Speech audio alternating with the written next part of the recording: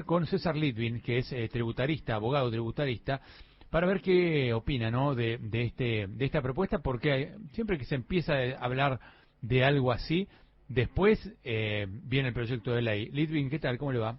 ¿Qué tal, Mariano? Un gusto saludarlo. Quiero aclarar, no soy abogado, soy contador. Perdón, contador, tributarista, perdón, No quiero que mala haya mía, problemas con los abogados. mala mía. La verdad que lo que ha dicho este nuevo asesor del presidente es un absurdo, un disparate. La sociedad no tiene tolerancia a seguir contribuyendo en este momento y coyuntura de mucha asfixia impositiva. Hay más de 167 tributos. La verdad es que trabajar paga impuestos, ahorrar paga impuestos, invertir paga impuestos, consumir paga impuestos, depositar en el banco paga impuestos, hacer una escritura paga impuestos, todo está grabado y la verdad es que no hay más tolerancia. El sacrificio fiscal que hacemos todos los contribuyentes, que una parte vemos cuando pagamos ganancias o bienes personales, pero otra parte muy significativa no lo vemos cuando consumimos porque está dentro del precio, la incidencia es importante. La verdad que este nuevo asesor empezó muy mal, empezó con un absurdo, con un disparate. Ahora yo además me pregunto, ¿no? Si vos para ser funcionario o ministro o asesor, venir del sector privado, lo único que se te ocurre es decir, bueno, veamos de dónde sacamos plata y se la sacamos a la gente. Entonces para eso voy yo como jefe de asesores, ¿no? Me parece que no tiene nada de creativo. Me Sí, ahí sorprende a veces que... quiero Sí, decir algo. Eh, Alguien que viene del sector privado hay que diferenciar si es dueño, con lo cual le afecta en el bolsillo de sus inversiones y en su cash flow, o si es tan solo funcionario, y más si es funcionario de una multinacional donde básicamente la actitud ante la caja y ante las pérdidas o ante los quebrantos es otra. Esto es muy importante analizar. El dueño de una empresa del sector privado es el que padece todos los días la gran carga tributaria. claro, claro, eso es cierto, pero más allá de si es dueño o es gerente, uno se supone que si es nombrado asesor es porque tiene alguna idea innovadora, ¿no? Ajá. Me imagino que decir, bueno, si falta plata, metamos un impuesto, es lo más básico, ¿no? Que se puede, digamos, pensar o alumbrar como idea si uno es funcionario. Creo que habría que agudizar un poco el ingenio porque el Estado está lleno de lugares, de gasto público, de organismos públicos, de gastos superpuestos, de edificios que no sirven para nada, que ni siquiera implicarían digamos, una merma en la gestión ni un perjuicio para nadie, sin embargo se siguen pagando. Es decir, hay tantas cosas para hacer en el Estado que decir, vamos a pagar poner un impuesto nuevo, a veces duelen los oídos, ¿no? No, además duele los oídos, ya como dije, no hay tolerancia más sacrificio de parte de los contribuyentes. Ujú. Y teniendo en cuenta un poco lo que usted dijo, Mariano, hay un informe del Banco Mundial del año 2020 donde en la Argentina existe un 7% del PBI en gasto público y productivo, no esencial, ¿sí? Y entonces hay mucho espacio para bajar el gasto que es superfluo y me parece que por ahí tiene que venir el sacrificio de la política y no para seguir esquilmando o asfixiando a los contribuyentes. ¿Y por dónde se podría empezar a bajar el gasto? Y usted lo dijo muy bien, es decir, hay muchas Ujú. reparticiones públicas que están llenos de militantes sentados, hay muchos ministerios que no están generando ningún valor agregado, o sea, hay gastos importantes y bueno, y después hay un gran debate respecto del tema subsidio, ¿no? Es decir, Claro, esto genera un gran debate significativo, con lo cual, bueno, pero además, más allá del número, yo creo que hay que dar ejemplos, ¿sí? Si se pide sacrificio, también hay que mostrar sacrificio. ujú, Y eso es lo que está faltando, ¿sí? Algún símbolo. algún ejemplo. Claro, claro. De sacrificio. Es cierto. Usted es tributarista, es asesor de importantísimas empresas y demás, pero ¿ve algún candidato a la presidencia que puede o que podría llegar a ser capaz de hacer esta tarea? Sí, básicamente en ese sentido me ha contactado Patricia Bullrich para pedirme un programa de reducción de impuestos, ¿no? Ajá. Y justamente poniendo énfasis en los impuestos que son más dispersivos, que más daño le hacen a la actividad económica.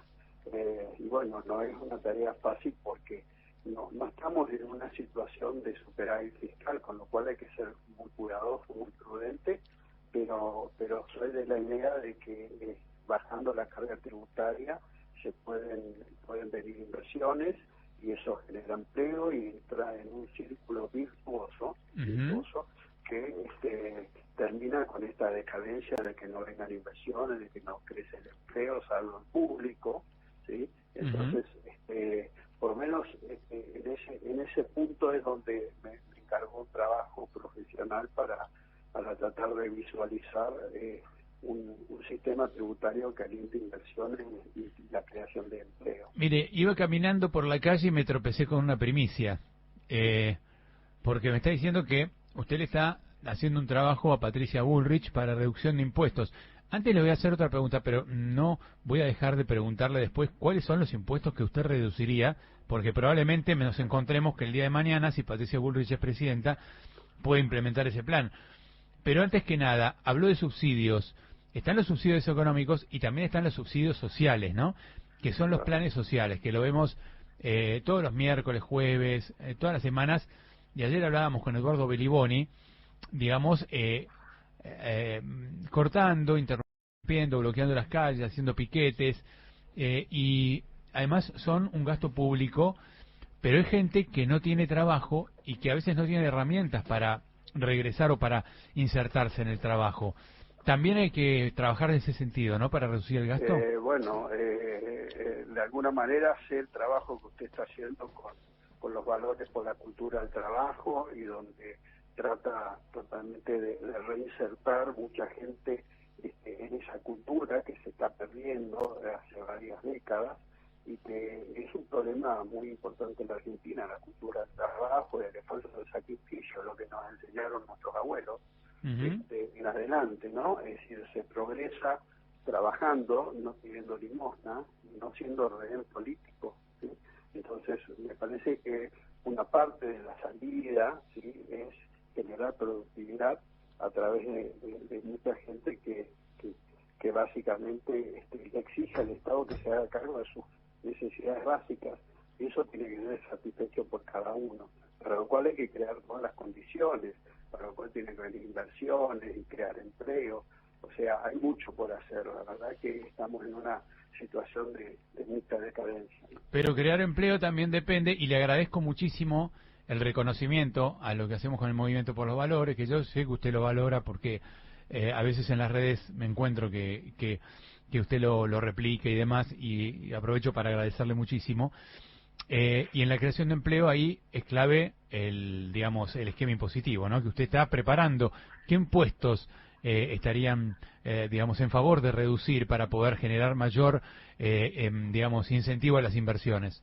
Bueno, en primer lugar, bienes personales que tiene una excesiva carga fiscal sobre los bienes y que ha motivado mucha gente con capacidad de contribuir, con capacidad de consumir y con capacidad de invertir, se le ha ido al otro lado del charco, el Uruguay, que lo recibe con los brazos abiertos.